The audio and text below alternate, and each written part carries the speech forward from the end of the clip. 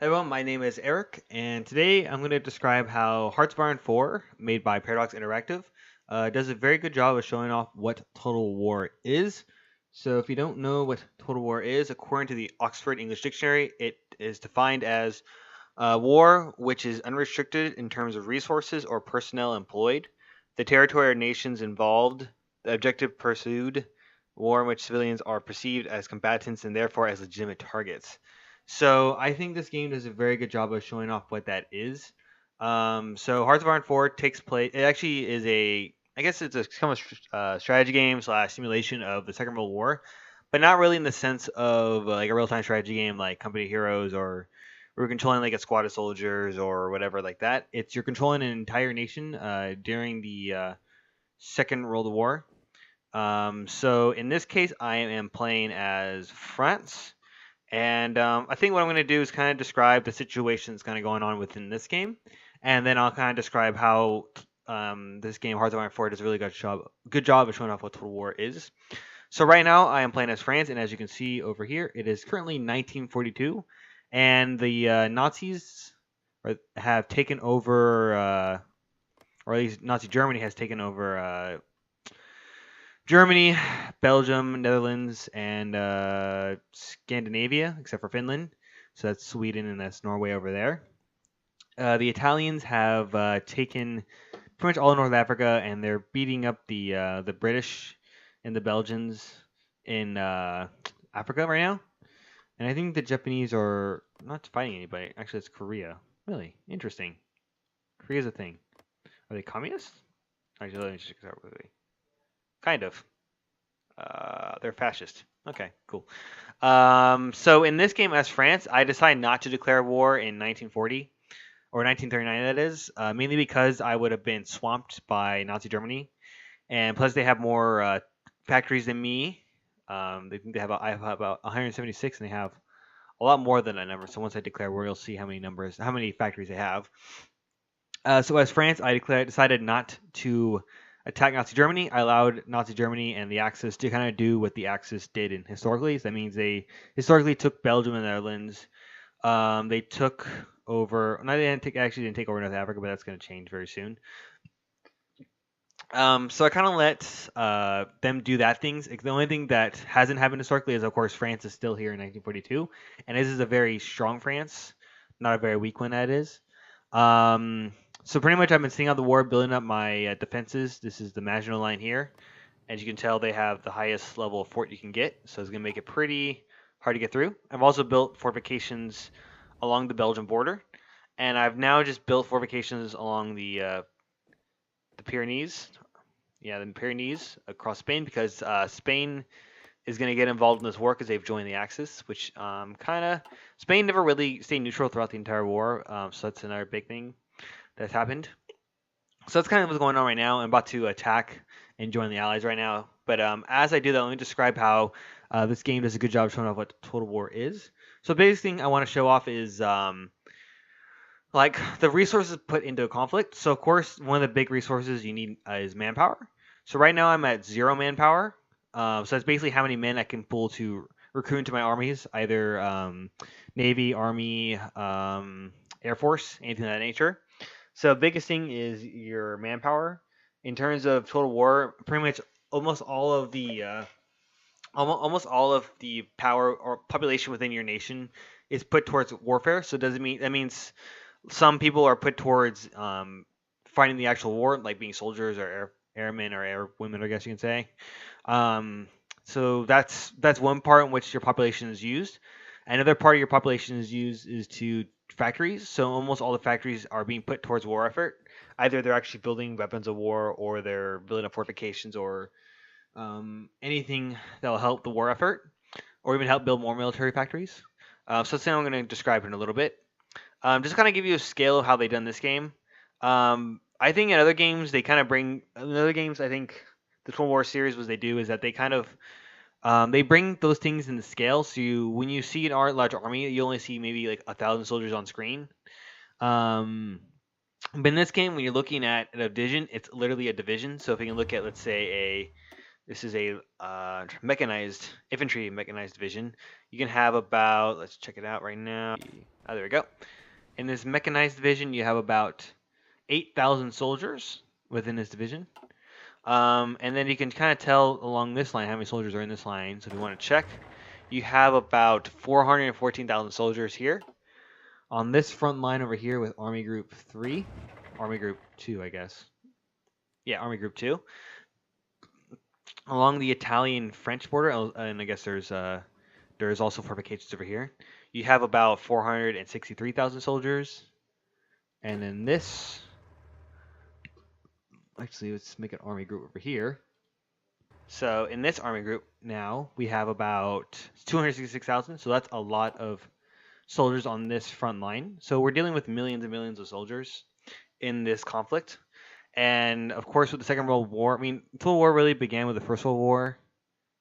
I guess total war began during the First World War, and the Second World War really brought that to a whole new level, as everyone knows. So that's kind of tells you the amount of men and material we're dealing with. And so that's one aspect of what total war is, literally the men who are fighting in the battles. Another aspect, or men or women. Another aspect that this game does really well is in terms of the production necessary to do this total war.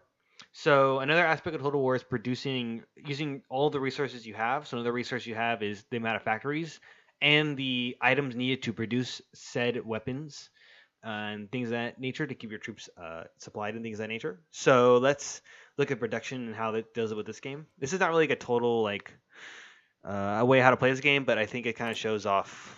I think doing this you kind of get both those things, showing how total war occurs and things of that nature. So this is the way in which the game happens production. So basically how they've done this is that you have two types of factories. You have factories that produce weapons, things like close air support weapon or a anti-tank guns or a certain type of tank. Things of that nature, even like infantry weapons and stuff like ammo and things of that nature. And so they have military factories. I'll explain that and how they work in a little bit. And they also have factories that produce. So we have civilian factories here, which help us produce more military factories and things of that nature. Also helps us and things of that nature. So that's one aspect of it. So let's get into the actual military factories and see how it does it. So the one thing I like about this game is that they've done a good job to kind of show off how armies are armed and things of that nature. So to kind of give you some of how this system works. So let's say you have I don't know, there's one airplane, right? This D-20, right? So if you have a series of factories producing that one item, the more efficient that they'll get at it. So efficiency allows you to produce a lot more, be a lot more efficient with production. So basically, you'll produce a lot more with the amount of factories you have put towards it. And of course, the more factories I put into this one to produce this one thing, not only you're gonna have more factories, you're gonna have a lot more factories produced on one item, but also gonna take a lot of resources to produce that. So let's say to build basically this entire line of factories are taking up 10 oil, 15 aluminum, and 5 rubber. And each province within this map has a certain amount of resources that it has. So as you can see in France, we have a lot of steel in the north. We have a little bit of aluminum. I think that helps produce airplanes. And of course, you have places that are good with oil. So like the United States has a lot of oil. So that's where I'm getting a lot of my oil right now. So like in Texas and then like in California, which is actually historically true. Wow, that's a lot of oil. And of course, like in the Southeast Asia, like in Vietnam, which I own, a lot of rubber, which helps produce land vehicles, or a lot of different vehicles like that. So to produce items, you're going to need the resources to actually be successful. So you might not have all the resources within your country, so you can actually trade for it. And so you can see right now, I'm getting a lot of my oil. If you can click on the oil tab, I'm getting a lot of my oil from the United States, and they're delivering 72 oil. And it's taking up 44 convoys to do that. And my convoys, you can see, are being used here. And Also, basically, convoys are interesting because not only do they help you for trade, but they also allow you to do naval evasions, which you'll see in a little bit. Um, so that's one way in which you can do it, and of course, so that's how that's going. So another aspect I want to talk about on production before we get to the next part is that not only going to need, let's say, let's go to the tank or whatever. That's a good example of it. So not only are you going to need to have tanks, or I mean, if you let's say you want to build like a tank division, not only are you going to need to have tanks to build new units, but for the units that are already in the field, you're going to need to keep them supplied either with more tanks. So let's say you're with a tank division, let's say with one tank division here. So these are things within a division. So you're going to have light tanks, depending on the way in which you've kind of outlaid a division. So for tank divisions, you're going to have a certain amount of heavy tanks and light tanks, and certain things like this. And you're going to need to keep your troops supplied with tanks or anything else they need, either artillery or equipment. So pretty much you're going to need to keep your production up to keep your troops supplied and also to make more troops. But you also need the manpower to go with that as well. So you kind of need to balance out your resources in that sense. And I think a good thing is that they kind of done is that they showed like how much it takes to kind of keep a war going, the amount of like resources you need to put into a conflict to win this type of conflict. Yeah. Um, and you kind of tell it kind of gives you an idea like how you're doing within your logistics. So it basically shows you the balance. How many are you producing, and how many like are you losing a lot more than you're like basically are you taking basically it shows how well you actually supplying your soldiers. Essentially, that's basically what's going on there. It also shows you how many are stored. So and if any surplus you have gets stored, or you can sell it via land and lease. So that's one cool thing about that. What else should I show you? I guess I can show you this. I can't do it right now because I have no soldiers, but this kind of shows you one aspect I like is that so as you can see right now, I don't have enough manpower to because it's at 0, but you'll see it in a little bit once I do it. So I'll have the necessary, as you can see, all in green. I have all the necessary equipment to do that, but I just have no manpower to train it. So it's about 10,000 soldiers with one infantry division. But one thing you can do is that so basically once your supplies are up, this bar right here is your training. And so basically you can basically when the bar gets up to here, you can actually deploy the soldiers or one division for example, but they won't actually be a very good unit. Basically they only know how to fire their guns, and that's pretty much it. So that means when they get in the field, they won't be very useful. Their fighting ability won't be that good. But there's a couple ways you can do it. So you can either have your soldiers training in the field. So you can just click this button here, and they'll actually train the field. The organization will go down, which will make them again not that good of an army, but they'll gain in this experience to make them better. But of course, the more you train, the more you'll take out of your basically um, your production. You're basically gonna have to replace equipment because they're training with it and they're firing guns and they're moving their tanks, and things get broken and things of that nature, so you're gonna need to replace it. Um, but you can also just let it go. So it's a cool little way to showing that like within the Second World War, a lot of times, especially in the United States, if I'm correct, a lot of times soldiers were not basically soldiers were put on the front lines, but basically like about 6 weeks of actual basic training or not as much. So once they get into their actual armies, that's when they do a lot of their training is either actual combat experience or in the field where they'll be doing their exercises and things of that nature. So that's one cool thing they've done. Anything else I would like to show? In terms of actual military conflict, I think that does a good job of showing that off. I think it's kind of good to show off now the trying to think right now the actual military combat. So I'm gonna try to describe what I'm doing and do right now, and kind of hopefully that shows. So one cool thing they've done is that you can actually see how like in a military map you can draw lines and things of that nature, which I find pretty cool. So I'm going to kind of show you what my military plan is to deal with Nazi Germany. So Nazi Germany and the Axis have taken up a lot of things. The United Kingdom and their Commonwealth was actually trying to take back North Africa, but I basically did not help them out. So right now I'm going to be dealing with a war on 3 fronts, technically. My plan is that they've only have 24 divisions up to. Not only do they have 24 divisions, I also have air. I'm going to also have air superiority. I'm also going to have naval bombardment in a little bit. So once that troops gets there. So my plan is that with Nazi Germany so split up, I'm going to send an army under Army 2 under Charles de Gaulle. You can see he's pretty good for his tank divisions and things of that nature. So it's pretty good for all this flat land. And not only going to have air superiority.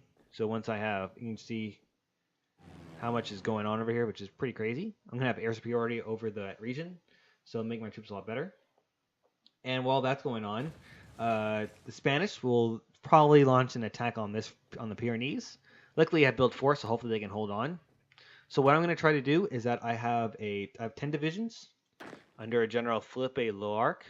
He is going to land a naval invasion over here and try to take Barcelona. If not Barcelona, we are going to try to take Valencia, so we can get our what's it called? So we can get a naval base and a beachhead, and they'll keep the troops supplied. And we'll see if we can kind of cut these troops in half. If not, we'll take some pressure off these guys. While that's going on, I'm going to be launching a paratrooping division, 2 paratrooper divisions, to either take Valencia or to link up with. I'm going to send probably 2 divisions here. I'm going to probably send the rest of the army here to take Valencia or even Barcelona, whatever it is. But we'll establish some type of beachfront. I'm also going to send a naval cruiser over there. And in the Italy, I'm just going to have these troops here defending this line. I have fortifications here, plus mountains help my ability to defend that area. And yeah, so one thing I want to note off is that they've also you have a night and day cycle. So right now it is nighttime over Europe, and it's I guess daytime over here. And also there's rain and weather. So like, and let's say for air superiority or air combat. So sometimes in like winter there'll be some times where the air can't actually be used. Your aircraft can actually be used. So you won't have actually no air superiority in that area. And also allows you to, it gives you buffs to, basically our air superiority gives you buffs to attack and defend. So that's pretty cool. But yeah, that's my plan. I might kind of show off the what combat looks like. So hopefully this, I don't know what I'm gonna call this operation. Probably Operation Tiger or something like that. This is gonna be awesome though. But yeah, so in a little bit you're gonna see this in action. I'll kind of walk through and see how it goes. So see you guys in a little bit. Aren't you? Okay. So I've changed it a little bit. Let's see how this goes. So I'm gonna land a actual force there. Let's see how this goes. But I think we are ready to go. So let's slow this down a tad. Okay, good. I'm going to join the war against the Axis. German-Polish war. Yes, send there. Okay, let's see how this goes. So once war is declared, cool.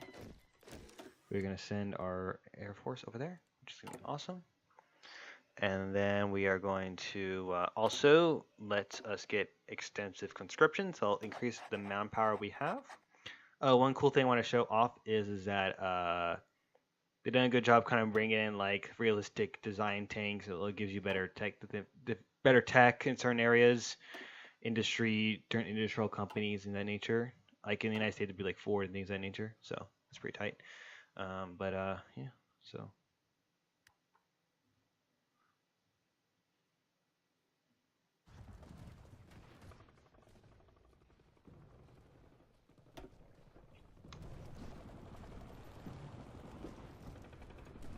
I might have just sent in my paratroopers a little bit too early.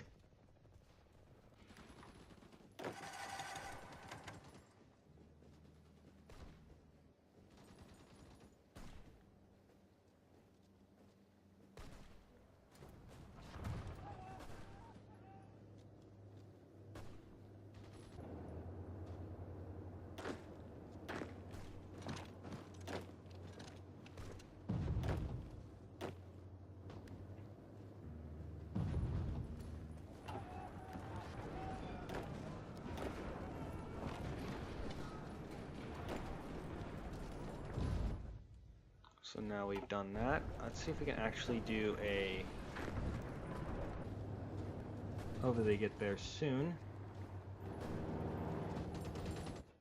I don't think we need that many Air Force. We can try to bring them in here now.